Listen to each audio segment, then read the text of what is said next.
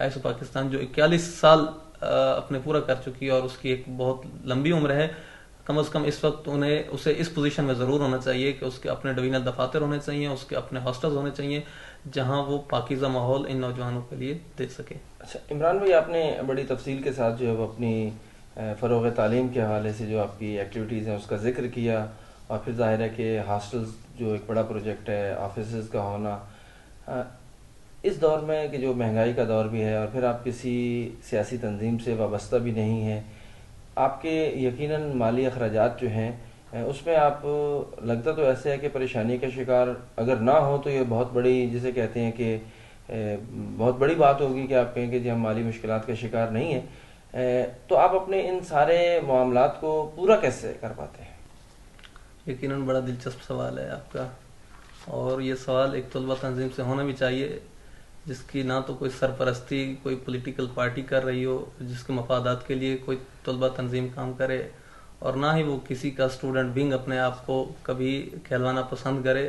تو ہر سوچنے والے کے ذہن میں یہ سوال ابھرتا ہے۔ جیسا کہ میں عرض کر چکا کہ آئس پاکستان الحمدللہ 41 سالہ اپنا ایک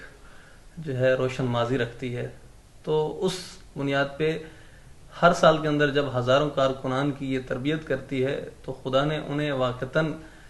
جو ہے ایک بہت بڑا سرمایہ اسو کو جو عطا کیا ہے۔ میں سمجھتا ہوں فائنینشیل امور کے عنوان سے جو آپ نے سوال کیا، فائنانس تو بہت لائٹ چیز ہے، جو ہمارے پاس سب سے قیمتی ترین اثاثہ وہ ہمارے سابقین کی صورت میں ہمارے پاس الحمدللہ پوری دنیا کے اندر اس وقت موجود ہے، جو کہ بہت بڑے بڑے اداروں کو خود رن کر رہے ہیں۔ تو وہ جو ہمارے الحمدللہ سابقین ہیں، وہ اس نظام کے جنہوں نے ان کی پرورش کی، جن کے وہ مقروض ہیں، الحمدللہ اس نظام کی مضبوطی کے لیے دامے در میں قدم سخنے اپنی جو ہے خدمات پیش کرتے رہتے ہیں۔ بہرحال یعنی مہنگائی کے دور کے اندر گرچہ ضروریات بھی بڑھ جاتی ہیں اور مشکلات اور مسائل بھی بڑھ جاتے ہیں، تو الحمدللہ خدا کے لطف و کرم سے ایک جو عوامی رابطہ ہے لوگوں سے، جو ہمارا ایک روایت رہی ہے اس پاکستان کی کہ یہ چندہ کلیکشن والا سلسلہ ہے، وہ آئس پاکستان کی زندگی کی دلیل ہے۔ آئس پاکستان کبھی بھی شخصیات کے تابع نہیں رہی اور نہ ہی شخصیات کے ساتھ جو ہے مربوط رہی ہے، بلکہ ایک نظریے کے ساتھ ہمیشہ زندہ رہی ہے اور ایک نظریے کے گرد گھومتی ہے، نہ کہ شخصیات کے گرد۔ الحمدللہ اس نظریے نے اسے زندہ رکھا ہوا ہے، اس نظریے کی بنیاد پہ لوگ اس کے ساتھ وابستہ ہیں اور اپنی جو ہے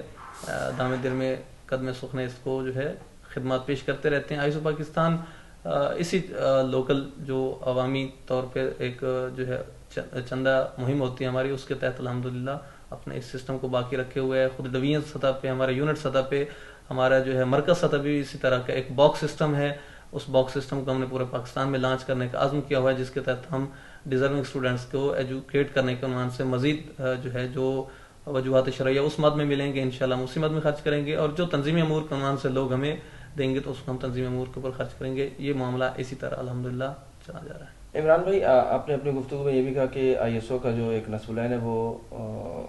ملت کے درمیان وحدت کو پیدا کرنا ہے، جبکہ دیکھا یہ جا رہا ہے کہ آپ نے جن لوگوں کو سپورٹ کیا وہ مالی طور پر تو خود ایک ستون بن گئے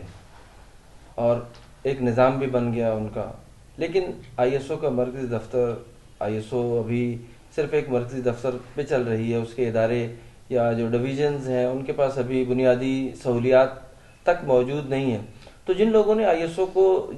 او نے جن لوگوں کو سپورٹ کیا وہ تو معاشی ستون بن چکے ہیں، اور آئی ایس او خود بالکل جو ہے وہ ابھی جیسے کہیں کہ مفلسی کے عالم میں ہی مجھے تو نظر آتی ہے۔ ظاہر ہے کہ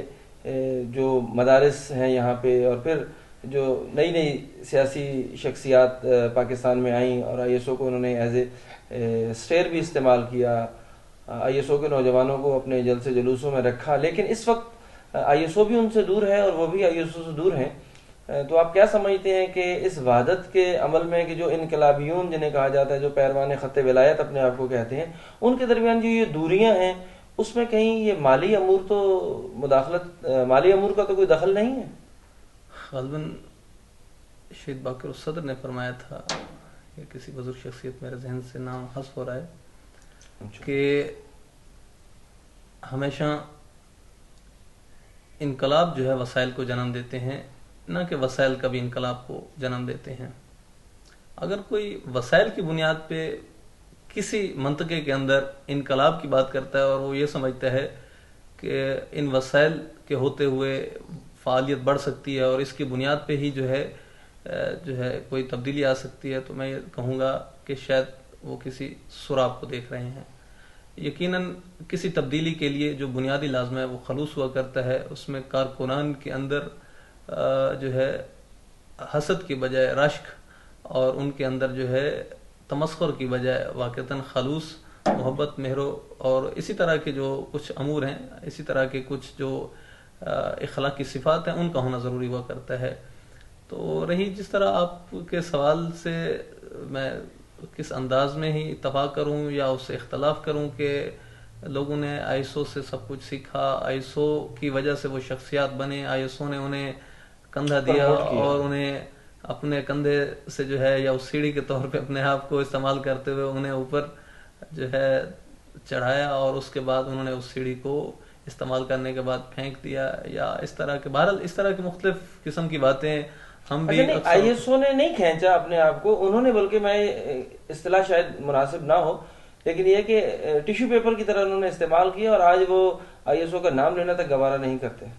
تو کیا آپ کو دکھ نہیں ہوتا ایسی صورتحال میں؟ دیکھیں، غالباً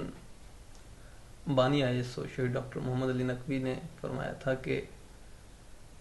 تنظیم کے اندر دو طرح کے لوگ آتے ہیں، ایک وہ ہوتے ہیں جو ایک عرصہ تک تنظیم کے اندر رہتے ہیں اور ان کے اندر تنظیم نہیں آتی، اور کچھ ایسے ہوتے ہیں کہ کم وقت کے لیے تنظیم کے اندر آتے ہیں لیکن وہ سالوں کا سفر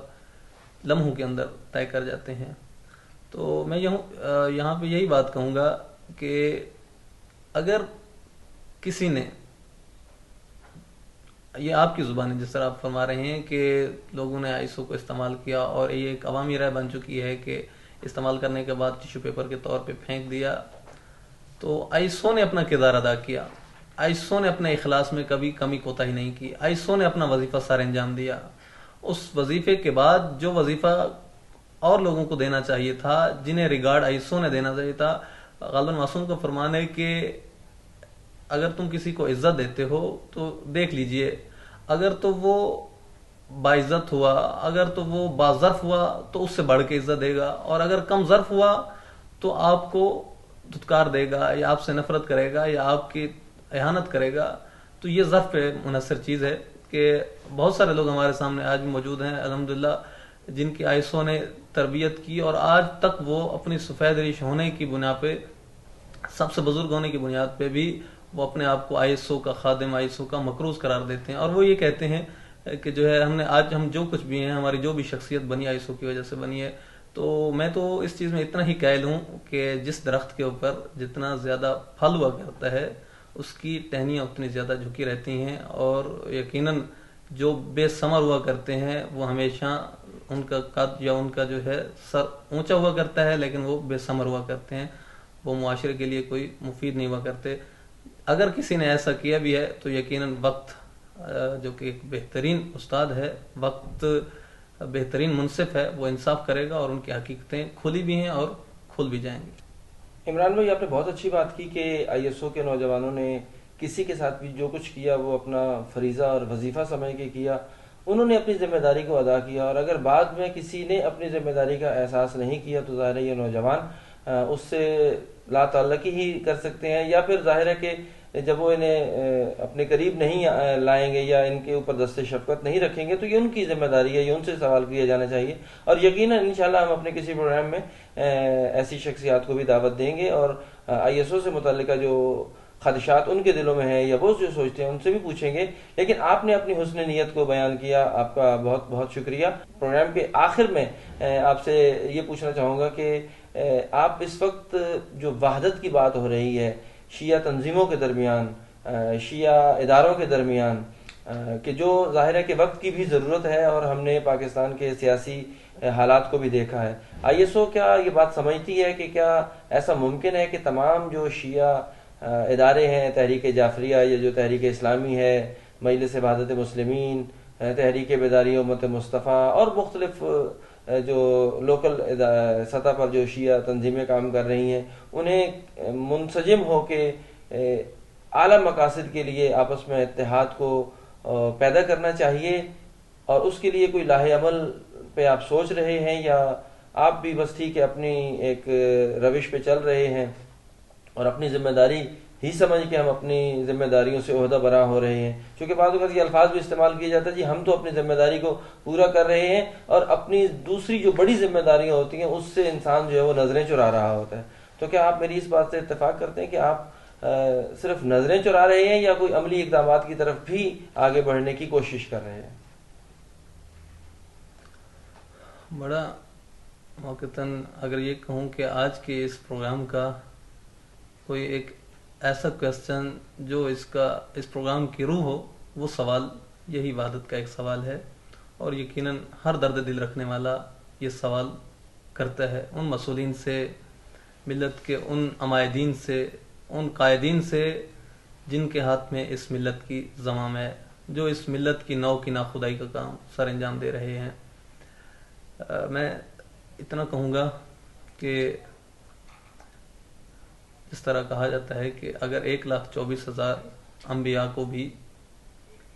لا کے کھڑا کر دیا جائے تو ایک نبی کی دوسرے نبی کی روش سے کوئی بھی فرق نہیں ملے گا آپ کو، ان کے درمیان کسی قسم کا آپ کو اختلاف نہیں ملے گا۔ اس کی وجہ یہی ہے کہ انہوں نے خدا کی خاطر کام کیا، للہیت ملوز خاطر رکھی۔ جب انسان خدا کی خاطر کام کرتا ہے، جب انسان کا ہدف ایک ہوتا ہے، انسان کی منزل ایک ہوا کرتی ہے، تو پھر اس میں کسی قسم کا اختلاف ایجاد نہیں ہوتا۔ اختلافات تب ایجاد ہوتے ہیں جب انسان خدا کی ذات کے ساتھ ساتھ اپنے آپ کو شریک کر لیتا ہے، یا ذاتیات اس میں شامل ہو جاتی ہے، یا مخلوق خدا کی رضامندی اور وہ مطلوب اور مقصود بن جایا کرتی ہے، تب اس طرح کی مشکلات آتی ہیں۔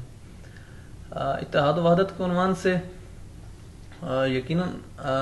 سنجیدہ طور پہ کوششیں ہونی بھی چاہیے، ماضی میں بھی ہوتی رہیں، اور یہ تب تک ممکن نہیں ہے جب تک وہ چیزیں حقیقتاً خلوص کی بنیاد پہ نہ ہوں، اور زبانی کلامی روزانہ کی بنیاد پہ تو شاید بہت سارے ایسے اہل جو درد دل رکھنے والے لوگ ہیں وہ قوم کو اکٹھا کرتے ہیں، وہ ایک میسج فلوٹ کرتے ہیں اور اس کے اوپر لکھ دیتے ہیں کہ جناب اگر آپ اتفاق کرتے ہیں، قوم کو اکٹھا کرنا چاہتے ہیں تو یہ میسج اتنے لوگوں کو فلوٹ کر دیں۔ یعنی میسج کے اوپر یا موبائل SMS سروس کے ذریعے آپ قوم کو اکٹھا نہیں کر سکتے۔ اس مقصد کے لیے خلوص دل کے ساتھ اپنے دلوں کے اندر سے ان تمام قدورتوں کو، ذاتیات کو ختم کر کے خدا کی خوشنودی کی خاطر، اپنے رہبر کی خوشنودی کی خاطر، اور قلب اطہر نائب برحق امام زمان کو راضی و خوشنود کرنے کی خاطر ہمیں ان تمام حزبی تشخصات کو قربان کرتے ہوئے آگے بڑھ کر ایک وَاعْتَصِمُوا بِحَبْلِ اللَّهِ جَمِيعًا وَلَا تَفَرَّقُوا کا مصداق بنتے ہوئے کردار ادا کرنا پڑے گا۔ آئسو پاکستان کے عنوان سے جہاں تک آپ نے سوال کیا، یعنی سنجیدہ کوششوں کے عنوان سے ہم آج بھی اسی جگہ پہ کھڑے ہیں کہ اگر وہ کوششیں واقعتاً سنجیدہ ہیں تو ان کا عملی اظہار بھی ہونا چاہیے، جبکہ حقیقتاً جب باتیں ہوا کرتی ہیں، کچھ ایسے ضابطۂ اخلاق طے ہوا کرتے ہیں اور ان چیزوں کو ہم دیکھتے ہیں تو اس میں کچھ اور ہوتا ہے، جب حقیقتاً جب وہ چیزیں دیکھتے ہیں تو وہ اس کے برعکس، یعنی انسان کا سب کچھ اس کے اعضاء و جوارح کے ذریعے نظر آنا چاہیے، وہ عملی طور پہ جب نظر نہیں آتا تو پھر اس طرح کی بات یقیناً ایک سراب سا نظر آتا ہے کہ یہ ایک دوسرے کو جو ہے جسے مسابقت والا پہلو ہے کہ ہم نے اس معاملے میں پہل کی مسابقت کے عنوان سے، اس میں کیونکہ اس حد تک کا خلوص شاید شامل حال نہیں ہوتا۔ انشاءاللہ امید ہے کہ جو بھی اس وحدت کی آرزو کے ساتھ اس چیز کو آگے لے کے بڑھتا ہے، خدا ہم سب کو یہ توفیق عطا کرے کہ ہم خلوص دل کے ساتھ اپنے اندر اس جذبے کو فروغ دیں اور ملت کو ایک جگہ پہ متحد کر کر ملت کی ناخدائی کا جو کام ہے، اس کے جو زمام ہے وہ واقعتاً اس کے اہل لوگوں کے ہاتھ میں دی جائے تو انشاءاللہ وہ وقت دور نہیں جب یہ ملت جس کے اندر داخلی بہت کم اختلافات ہیں، جب یہ وحدت مسلمین کی بات کر سکتے ہیں، یہ اتحاد بین المسلمین کی بات کر سکتے ہیں، تو اتحاد بین المومنین اس کا بنیادی لازمہ ہے، اس کو طے کیے بغیر اگلی منزل پہ نہیں جایا جا سکتا۔ تو امید کرتے ہیں کہ انشاءاللہ جو بھی اس معاملے میں سنجیدہ قدم اٹھائے سب کو اس کا ساتھ دینا چاہیے۔ ISO پاکستان ہر اس طرح کے معاملے میں ہمیشہ ہر اول دستے کے طور پہ رہی ہے، اور اب بھی جو ہے انقلابی لوگوں کے درمیان اگر تمام تر اختلافات کے باوجود کوئی کنیکٹنگ راڈ کا رول پلے کر رہی ہے تو وہ ISO پاکستان رول پلے کر رہی ہے، اور اپنے پروگرامات کے اندر بھی جو ہے تقریباً تمام شخصیات کو، تمام بزرگان کو اس وجہ سے مدعو کرتی ہے تاکہ وہ جو خلیجیں بڑھ رہی ہیں، وہ جو فاصلے بڑھ رہے ہیں، ان کو کم سے کم کیا جا سکے۔ جی ناظرین، آپ نے عمران بھائی کی گفتگو کو سنا، اور ہم تو اپنے ہر مہمان کو یہ کہتے ہیں کہ ولایت ٹی وی USA جو ہے اس میں آپ مہمان ہیں، لیکن حقیقت میں آپ اس میں میزبان بھی ہیں، یہ آپ کا اپنا چینل ہے۔ ہم نے کوئی آپ کی جو وہ اپنی فریضہ کو ادا کیا، اپنی ذمہ داری کو ادا کیا، یہ ملت کا اپنا چینل ہے، یہ ولایت اور پیروان ولایت کا چینل ہے، لہذا ہماری یہ خواہش اور کوشش رہے گی کہ آپ کی مصروفیات کی بنا پہ دیکھتے ہوئے، مد نظر رکھتے ہوئے اپنے مختلف پروگراموں کے اندر جو ہے وہ آپ کو مدعو کریں، آپ کے نقطہ نظر کو جانیں، آپ کی آرگنائزیشن کی جو ایکٹیویٹیز ہیں ان سے اپنے ویورز کو، اپنے ناظرین کو جو ہے وہ آگاہ رکھیں، اور اس امید کے ساتھ کہ خداوند عالم ہم سب کو وحدت کی لڑی میں پروئے اور ہمیں پیروئے ولایت اور خط ولایت پر چلنے کی توفیق عطا فرمائے۔ اسی کے ساتھ اپنے میزبان صادق عباس کو اجازت دیجیے۔ خدا حافظ۔